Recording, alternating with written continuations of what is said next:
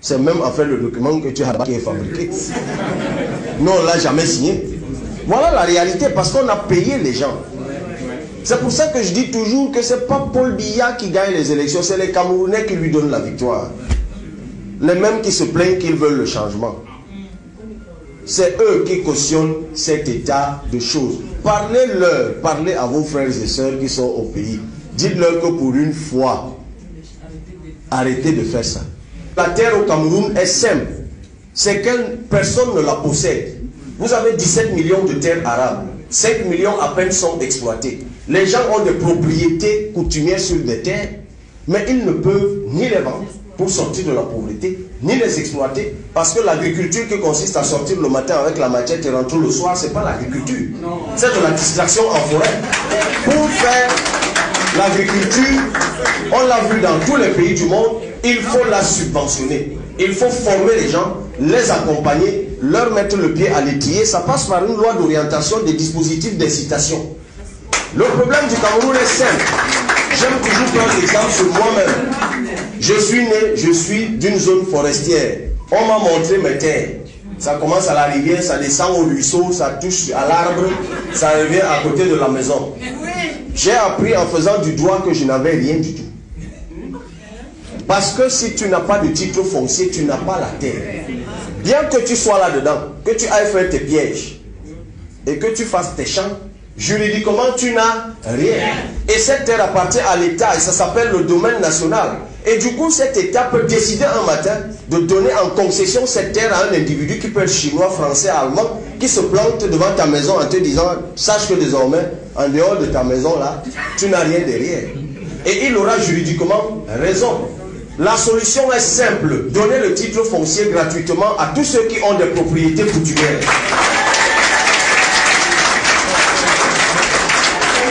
Il ne s'agit pas d'une mesure de flatterie, il s'agit d'une mesure économique.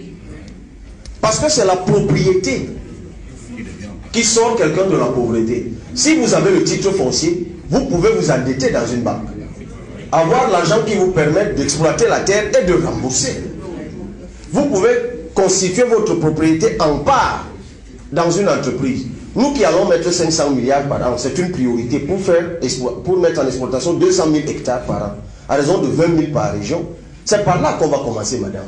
D'abord, tous ceux qui ont des propriétés coutumières, je dis bien gratuitement, c'est par décret, donnez-leur le titre foncier. Avec le mécanisme habituel, c'est-à-dire on vient avec une commission, le chef du village atteste que les limites que vous donnez sont les bonnes, on vous donne la terre. Dès qu'on vous l'a donné, ce titre foncier, on vous dit, maintenant, vous vous mettez, nous on veut mettre cet espace en exploitation. Soit vous nous vendez, nous l'État, on rachète, soit vous constituez ça en part dans les agro-industries qu'on va mettre dans chaque commune rurale, puisque l'industrie n'est pas si compliquée, il faut faire entrer des machines. Et vous qui êtes ici, vous essayez de faire entrer des machines, vous ne pouvez pas parce qu'on vous demande 60% à la douane. Alors c'est simple, si vous voulez développer le secteur agro-industriel, je parle sous des gens qui ont enseigné et qui enseignent là-dedans, vous levez les barrières douanières. Les gens entrent avec des machines, vous lancez la transformation, ça donne de l'emploi, ça influence le système éducatif, ça provoque de la richesse. Vous faites la même chose dans la santé. Que ceux qui ouvrent des cliniques, j'en ai croisé en Allemagne et partout. Ils veulent arriver avec des machines pour soigner les Camerounais, on leur dit payer 60% de douane. Quel est ce pays qui s'est installé à ses portes pour bloquer les gens, en refusant de lancer le tissu productif à l'intérieur? C'est un changement de paradigme. Et moi je vous dirais donc, pour finir, pour la colonie, moi je dis ceci, le Cameroun n'est la colonie de personne. Le Cameroun est un État souverain. Article 2, paragraphe B, Charte des Nations Unies. Maintenant, si vous voulez que le Cameroun accède à la souveraineté effective, changer le président. Mais ce n'est pas tout. Trouvez-vous un président légitime. Moi, pour payer la caution, je vous ai demandé de cotiser. On m'a dessiné comme mendiant dans les journaux. À moi, on me demande de m'expliquer comment j'ai fait alors que je suis pauvre pour trouver 30 millions. Comment je fais pour payer des billets d'avion? Moi, je peux dire d'où me vient l'argent. Je peux dire que je suis à Lyon parce que quelqu'un a payé le TGV. Et je peux dire qui a payé. Mais cette question, on ne la pose jamais aux autres candidats. Vous les voyez arriver un matin, ils ont beaucoup d'argent. Où est-ce qu'ils ont pris cet argent? Personne ne veut chercher à savoir. Ils l'ont pris forcément quelque part, puisqu'ils n'ont pas la planche à billets. Ils ont pris quelque part, et celui qui a donné cet argent exige une contrepartie qu'il ne vous dit pas. Et le jour qu'il est élu avec un argent dont vous ignorez la provenance, il vendra votre pays à un endroit dont vous ignoriez la provenance. C'est simple comme bonjour.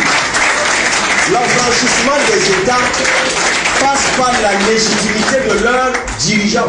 Quand on est légitime, on est courageux pour dire aux autres, il y a un accord qui a été écrit en 1960, ça fait 58 ans. Il est obsolète. On s'assoit, on le réécrit. Pas pour le chasser. Aucun État ne vient en vase clos. Il n'est pas question que parce que le Cameroun s'affranchit, on ne commerce plus avec la France. Pourquoi? Mais dans une perspective gagnant-gagnant.